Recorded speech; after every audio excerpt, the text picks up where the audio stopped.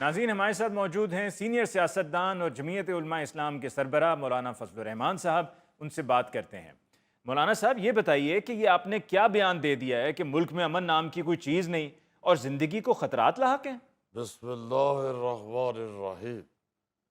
دیکھیے علی ممتاز صاحب، اس وقت جو ملک کی صورتحال ہے، جی حکومت کی گورننس کی جو صورتحال ہے، جو حالت ہے، اس کو دیکھتے ہوئے میں تو کہوں گا کہ واقعی ہر ایک کی زندگی کو خطرات لاحق ہے۔ اس لیے آپ میری باتوں کو فارغ سمجھ کر ردی کی ٹوکری میں نہ پھینکیں۔ لیکن مولانا صاحب آپ کی زندگی کو کیا خطرات لاحق ہیں؟ دیکھیے صرف میں اپنی بات نہیں کر رہا، جی ہر شخص کی زندگی کو خطرہ لاحق ہے۔ اب دیکھیں، آپ کسی کوسٹر میں بیٹھتے ہیں، جی راستے میں اس کی بریک فیل ہو جاتی ہے تو خطرہ ہے یا نہیں؟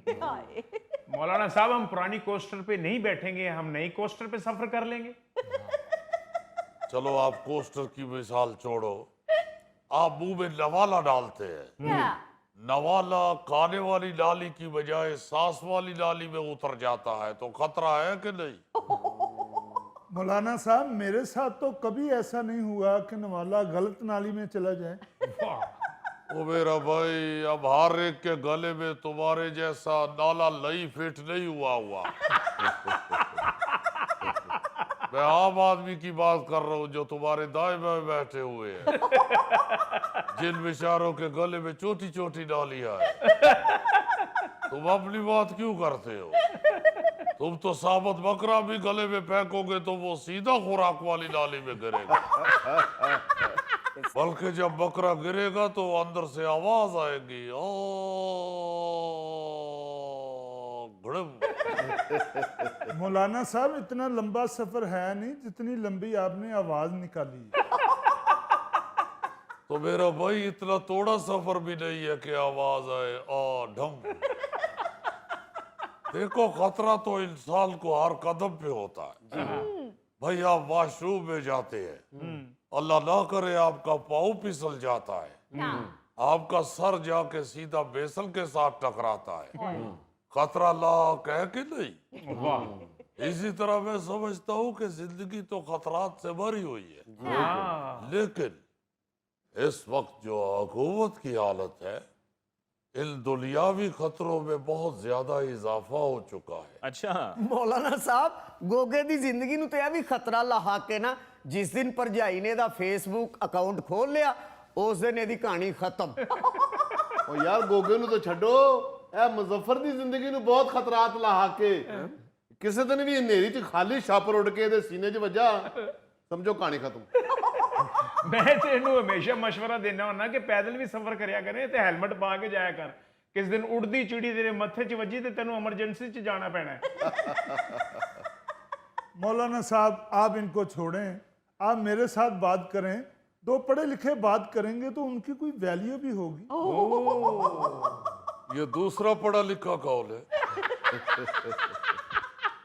تم تو اتنے ہی پڑھے لکھے ہو جتنی کے پی کے میں گورننس ہے، اور کے پی کے کی حکومت کے متعلق میں پہلے بھی بیان دے چکا ہوں کہ حکومت نام کی تو ادھر کوئی چیز ہی نہیں ہے۔ کے پی کے میں بیڈ گورننس نہیں ہے، مس گورننس ہے۔ مس گورنر سے ایک کڑی مس ہے جی؟ یہ کوئی لوڈ کرانے والی مس سبا نہیں ہے، یا یہ کوئی رشتے کرانے والی مس ماریا نہیں ہے، میں مس گورننس کی بات کر رہا ہوں۔ آپ یقین والے اپنا علی ممتاز صاحب، پورا صوبہ شتر میں مہار کی طرح چل رہا ہے، بلکہ صوبے سے پوچھنا بنتا ہے، صوبے رے صوبے تیری کون سی کل سیدھی۔ مولانا صاحب وہ تو اونٹ رے اونٹ نہیں ہوتا۔ او بھائی، اونٹ کی تو پھر بھی کوئی کل سیدھی نکل سکتی ہے، کے پی کے میں تو نہ کوئی کام سیدھا ہے اور نہ کوئی کل سیدھی۔ آپ یقین والے، میں حیران ہوتا ہوں، بھائی کرپشن کا بازار نہیں، مارکیٹ گرم ہے، مارکیٹ۔ اور کرپشن بھی ایسی کہ باقاعدہ ہول سیل والے بیٹھے ہوئے ہیں، پرچون والی کرپشن کا تو کوئی گاہک ہے ہی نہیں ادھر، جسے دیکھو کرپشن میں تھوک کا گاہک ہے، تھوک کا۔ इसी करप्शन की वजह से पूरे सूबे में ना कोई सुकून है और ना अमन है। हाय आप जानते हैं कि मौसीकी से हमें बिल्कुल ही रग़बत नहीं है, वरना इस मौके पे हम ये जरूर कहते, चैन एक पल नहीं और कोई हल नहीं सैयदी। हाय हाय हाय हाय, चैन एक पल नहीं और कोई हल नहीं सैयोनी सैयोनी। ये मैं तो समझता हूँ कि ये जो गीत है ये केपीके की आवाम के लिए बना हुआ है। हाय मौलाना साहब, आपकी हुकूमत आएगी तो अवाम गाएगी, सैयोनी मेरा माही मेरे पाग जगावने आ गया, सैयोनी मेरा माही मेरे पाग जगावने आ गया। ओ भाई ऐसे बाग कहाँ हमारे, हमें तो मालूम नहीं, हमारे बाग ना जाने किस ठा की आवाज से भाग गए हुए हैं। वरना जो शिकायतें गिले शिकवे हमें पीटीआई हुकूमत से थे वो कम अज कम इस हुकूमत से तो ना होते। लेकिन क्या करे, हुकूमत बदली है, पॉलिसी वही की वही है। अब देखे ना, अब भी बैनुल अक़वामी मफादात को फरोग दिया जा रहा है, और यही वजह है कि पाकिस्तान की मुआशी तरक्की के आगे बोर्ड लिख के रखा हुआ है, आगे मत जाए रास्ता बंद है।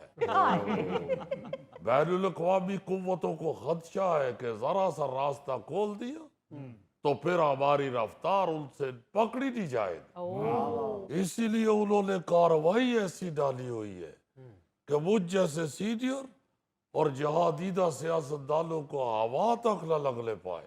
अब देखे ना, अभी वजीर आजम साहब जो गए हैं सऊदी अरब में, भाई आप कम अज कम मुझे ही साथ ले जाते। आप उधर गए हुए हैं, उधर तो माशाल्लाह 5 वक्त बाजमात नमाज पढ़नी चाहिए, तो आप कोई बंदा तो ऐसा साथ ले जाते जो उधर जमात करवा सकता। जहाज में कितनी सारी सीटें खाली होती है, हम कौन सा गोगे की तरह डबल सीट पे बैठते हैं।